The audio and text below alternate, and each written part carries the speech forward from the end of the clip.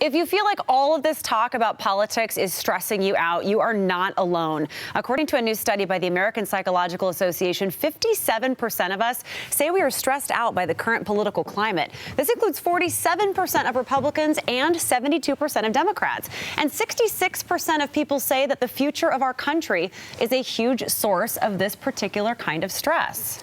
It's one thing to say we're stressed, but what can we do about it? I need a solution. Joining us this morning, psychiatrist Dr. James Hammel. Thank you for being here with us this morning. I think we all need a little bit of help to take a big breath. Thank you for having me here, Travis and Casey. It's great to be here with you. So the study actually showed that mental health professionals in general saw a bit of an uptick in patients that they were seeing struggling with anxiety right around the 2016 election. What did you see? Did you see that as well? There's no question that in my practice and speaking with colleagues around the country, we're all seeing many more patients that have anxiety and that are really struggling with what to do with what's going on politically, and that this is going across the political spectrum. One of the important findings in the study is that it isn't limited to one political party or to anyone who voted for one candidate. 66% of the respondents said that they're worried about the future of the country. Even looking just at Republican respondents, asking them, how do you feel about what's going on? Fully half of them said that they were very anxious about the future of our country. So that's very important data for us. People can't just ignore I mean, this is the future of our country. I mean, I would think you'd normally want to push people away from a stressor, but what are you telling the folks who are coming to you and asking for advice and working with you? So one of the most important parts is for people to recognize that the anxiety that they're feeling is normal. So we want to validate what they're feeling and make sure that they feel that they're actually being heard. The biggest problem that people are saying to me in my private practice is that they feel lost, that they don't feel that their family members, their colleagues, their friends are listening to them. And those are very valid concerns. I mean, that is really one of the most terrifying experiences for a human to have, to not feel understood or listened to. So regardless of where someone is politically, we want them to be able to feel that they're actually heard. You're hitting on one of the big stressors that we're seeing firsthand just by monitoring the Q13 social media accounts and our own social media accounts. There's a lot of stress surrounding.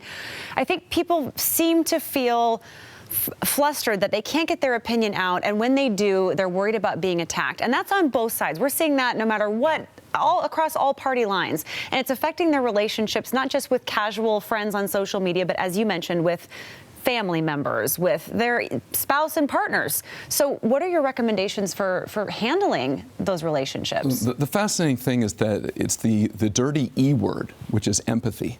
And one of the most important things is people being able to actually listen to what other people are saying and accept that. And hear it. And that's actually very difficult. We've become a society, unfortunately, where people have a very difficult time hearing anybody whose opinion doesn't match their own. This came up not only after the election, but during. And even the studies that were done looking at anxiety in our country before the election results, there was already an uptick in anxiety. So in terms of how to deal with it, one of the most important ways is people being able to have empathy for those whose views are not their own. So someone who may be feeling this anxiety, trying to be more open to being listened to and to owning this, but for somebody who maybe isn't feeling anxious, the advice would be maybe try to listen and hear other people, because you don't know who is feeling this anxiety. The anxiety is real. I mean, if somebody's telling somebody else that they're feeling anxious, that they're upset with certain things, if somebody wants to maintain a relationship with that person, they need to be able to hear that anxiety, and they need to be able to understand that that anxiety that that person is feeling is valid and real. They're not making it up.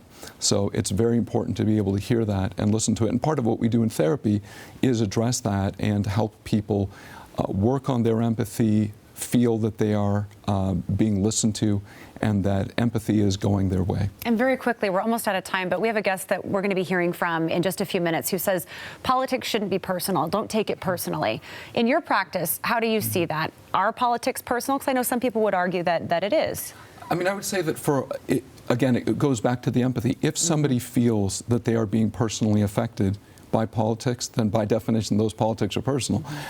I think it's very important for people as part of the empathic process to be able to hear that and to be able to feel that they're not being ignored or neglected. So if they're raising a concern, that is valid. Thank you so much. I think this is such a great conversation. Dr. James Hammel, thank you for being here, sharing all of this with us. We may have you back because I don't think the stress just goes away immediately. I'd be happy to be back. Thank you very so much. And for more information, you can head to seattlepsych.com.